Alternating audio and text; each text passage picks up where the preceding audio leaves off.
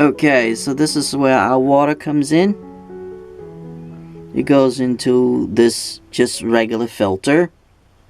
This is a 10-inch just regular filter, and that is up to 10 microns. Then it splits into regular water. That's cold water. We use it to rinse vegetables and stuff with, because that's up to 10 micron. And you can see the rust in that. See that? And I'll show you a picture right now on the screen what that rust look like.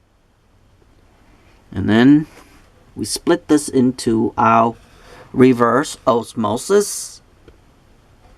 And that's where it comes in. It goes through all of these filters, then it goes through here, and then it goes upward, which I'm going to show you a picture right now. That's the where I come out of faucet, and that's where I get my water. That's the lowest I can go. Okay. Okay, so before I go into the rest of the video, I'm going to show you what it actually looked like when that was changed. You can see the difference on that. That's new, and that's actually about 8 months, around there. I like to change it every 6 months. If I remember, I change it every 6 months. So in June and December, I change it. And this is December, so I just changed it. And that's what it looks like. And you just saw the picture where my water comes from. First, I put them in here. This is PBA plastic free, so you don't see anything. And here's the thing. Here's what crucial about this the city water. You look really close. There's actually bubbles forming all over the place. Okay? You see that? That's all regular bubbles forming. Although I have not tested this out, but I believe that's chlorine gas and other gases. I actually, believe it or not, I actually left this for 2 days, and it's still a bunch of bubbles in there still. What I do is I take a spoon, and it's made by bamboo, and I swirl around so I can get all the gases out, sort of like in the fish tank. Now this water is after distilling, so you can see. Oh, and I went after this process, I go through a distilling, and then after distilling I put it in here. Another thing I like to note is that you can actually see all the bubbles from here, and that's left about few days. I'll bring it really close. Let's see if I'll be able to. Right there, you can see bunch of bubbles all over the place. And then if I spin this around, there's little tiny ones now. First you will see the big bubbles, then you see these minute bubbles right here. I don't know if the camera will pick up, but I'm going to try my best. Right there. All these little tiny ones. That tells me that it's almost done. And what I do is I put a little glass thing cover on top of it, and you can see it on there as well. So I leave it like that so it can escape, because this is not fully. I do that so that way dust won't go in. I mean, even if dust goes in, that doesn't matter, because the next step is what I do is to filtering it out by distilling it. So now I go into my distilling. After distilling, I put them into here. Once I put them into here, This is where the good water is, and you can see no bubbles. All nice and clear. That tells me that there's no gas or anything in there. It should look like that. Your water should look like that. And then your water should have some kind of condensation like this. Condensation means radiation's leaving. And that's what it looks like on top of there as well. So that's how you're able to tell. And it's the best way to tell that if there is enough in there. And what you do is you leave it for about 24 hours. You squish this jar around like this. So then you see nothing here left. Okay, you take a thing and you stir it. I don't want to stir right now because I'll make too much noise. Then you see all nice and clear again. Then you leave it again. You leave it again, and you should see little tiny bubble this time. Not big bubbles. Little tiny bubbles. That means the rest of it is leaving. Then, after that, you put into your Faraday cage. That's what it looks like, something like this right here. And this is where you drink that from. That's my Faraday cage. And look, even in here, sometimes this is what I do. I just leave the lid a little bit. And even in here, you can still see condensation a little bit. This is through the time.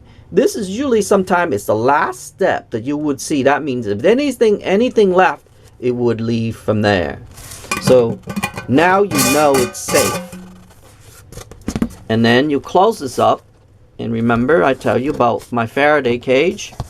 I do it all 360. Just like that. And let most of it a little bit of air so it can escape, because there's a little spot right here. So basically all we're doing is just trying to leave it in the way that radiation cannot penetrate through anymore. Because like I said in my other videos, and I will link the journey, my water journey here, this is how I learned from this, is that when I did this, and like I stated in my last video, I think, I actually never knew that one day I would do such thing like this. I did my Faraday cage long ago, and I thought of this idea. I said, I wonder if I would ever have to put my water in the Faraday cage too. Because I felt so good in the Faraday cage. So I said, I wonder if that's what I have to do. I said, nah, you're just going crazy. Nah, oh, really? I am telling you on camera. I am telling you to the rest of the world how wrong, yes, how wrong I was for saying, nah, I would never do this. Look what happened. And I tell people all the time, if you have not, or you have not seen, or you have never seen crazy, you are seeing crazy right now. I am telling you, I never thought, and I said, I have never thought that one day I would do this to my water. Crazy as it sounds on this video, and you can call me all sorts of names in this lifetime, and you can throw me a dictionary too. I would gladly to take it. Because like I said long ago, 3 years ago, 3+ years ago when I was making my Faraday cage, I said, nah, I would never have to do this to my water. Oh, I am telling you how wrong I was. I am telling you, I am so wrong that if there was a big bridge, I'd jump off right now. That's how wrong I was. Yup. And imagine, this is the step that I go through with city water. City water. First of all, you saw my filter earlier. Not only have to filter down to 1 micron, it has to go through the reverse osmosis. Okay? Because this here is just the first stage. I have 4 stages total before I even go through the reverse osmosis. So 4 stages. I went from 10 microns down to 1 micron. Then it goes through a carbon. And there's some carbon in here too, by the way. Then it goes through the last one, which is just regular. They, they they they put, I believe they put aluminum in there. To be honest, it's to recharge the lead and to remove lead and the metals and stuff. Then I got it out of the faucet. I put it in here.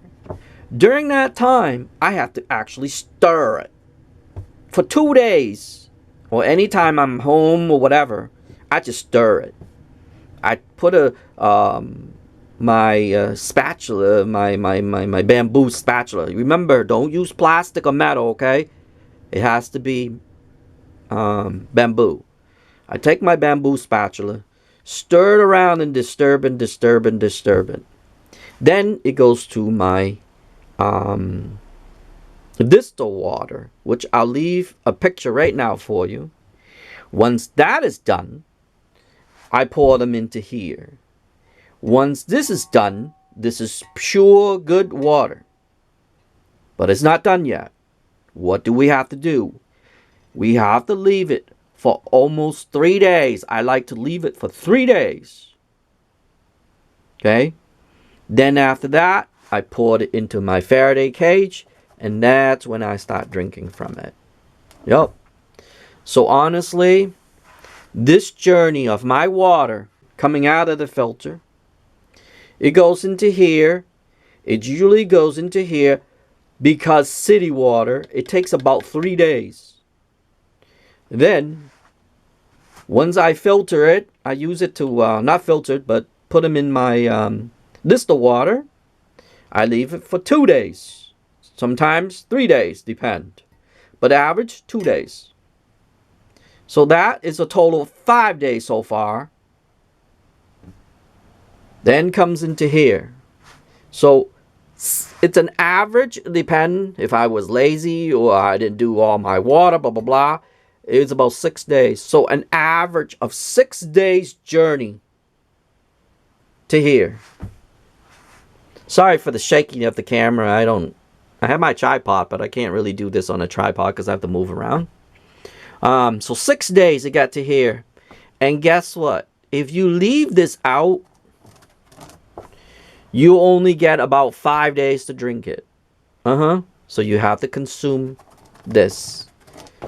And an average, this is a 3 gallon. An average a week, I use about 2 jars. So I have to make 2 of these every week for me and my grandma. And yes, my grandma has been drinking this. I've been drinking this. And she said her health actually got better within, believe it or not, when I started this journey. What's good about this water is that my foot pain is gone. And then my grandmother said that she felt lighter. Her foot pain is also gone as well. She don't feel anything in her foot. My dog actually drink out of this too. Yep. And before I go, there's a lot of good benefit. Oh, and I cook with it. You saw, if you seen my video, you saw the cooking with rice. I actually like it. I'm going to put this on the tripod, okay? I'm going to put you on a tripod so I can show you something before I go. Okay? Now, before we go into this last steps, I'm actually going to show you something.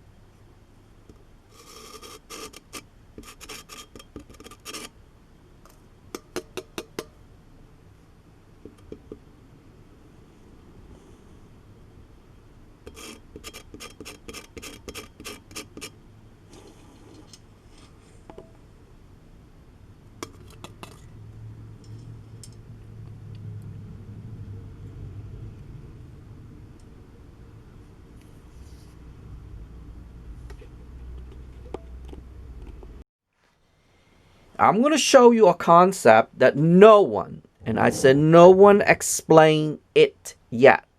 And I will explain it to you. Okay? Oops. Let me just step on my tripod there.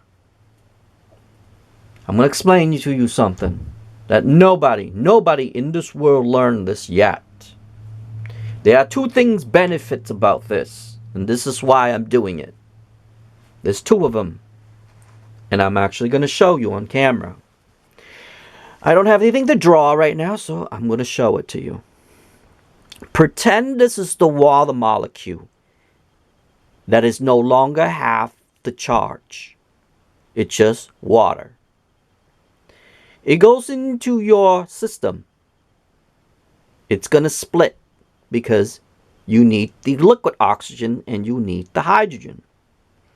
When that happens, things in your body will use it because that's what it does. All the cells in your body uses these two things. Then the radiation from your body and things, or the extra charge that you're absorbing. Let's say you walk around all day and you absorb a bunch of them. The radiation would actually attract it to here. So now it's attracted to here. Then you pee out.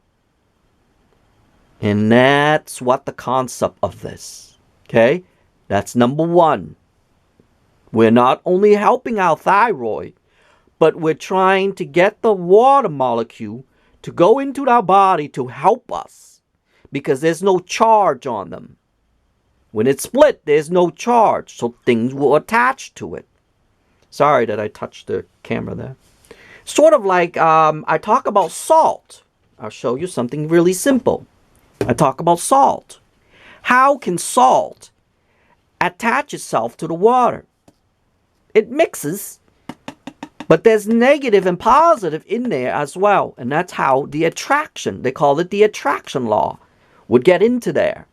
And I talk about it. Let's say my water molecule can only have 6. It actually has 6 of them. I think there's 6 of them.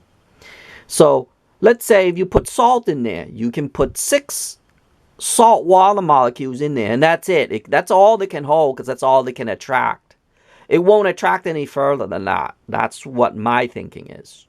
That's how I understand this molecule. And so in there, you have 6 of these. But there's nothing attached to it yet. So things will attach to it. And then it will draw it out.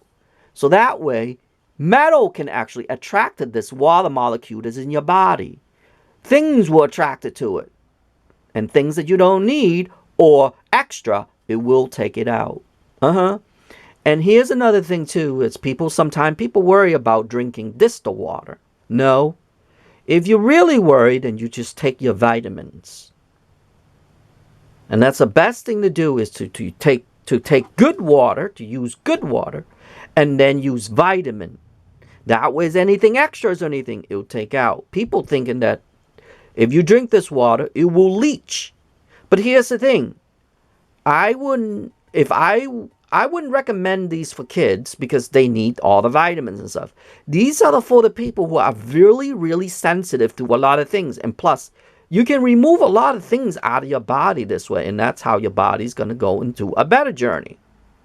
And that's why I tell you that my grandmother and I really liked it. Because now she can walk all over the place. She's like, I feel like I have cushion in she's getting old. She said she can walk up and down the stairs like there's no tomorrow now. Before that, she would have to walk really slow. Now she just zoom up and down the stairs. Amazing. And you hear it from here first. Amazingly how I went through this journey, and I helped my grandmother. I helped her. This is what the best thing that came out of my grandmother. And when that happens, that's when I understand that this water molecule goes in and it will take it. And not only that, it will take the extra electron that is actually hurting you. Here, I will be the first human in history again to teach you something. In this video, I teach you 2 things. Now I'm teaching you the second one. I just taught you the first one. I'm teaching the second one. The second one is actually more important than the first one. But if you think the first one's a more important one, this one's even more important than the first one. Here's the water molecule. It goes into your body. Your body have a lot of EMF, electromagnetic field, that you absorb. Well, guess what? There's 6 of these. That electrons and all the waste electron will attach itself to here so you can pee out. By doing that, it's sort of like grounding, but it's better than grounding because it takes positive and negative at the same time. In this lifetime, you cannot do that. And that's my theory on that, and that's why I got so healthy now. I am telling you, I have never, ever been so healthy in my entire life just by this journey and my EMF journey, blah, blah, blah, all this stuff. I became so healthy now, even though right now I'm being bombarded in 5G.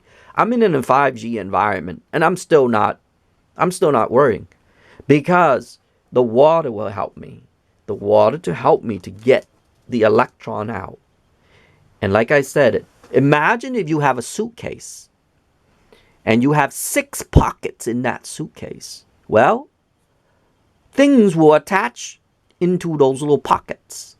And then when you pee out, that whole suitcase is going out in your toilet.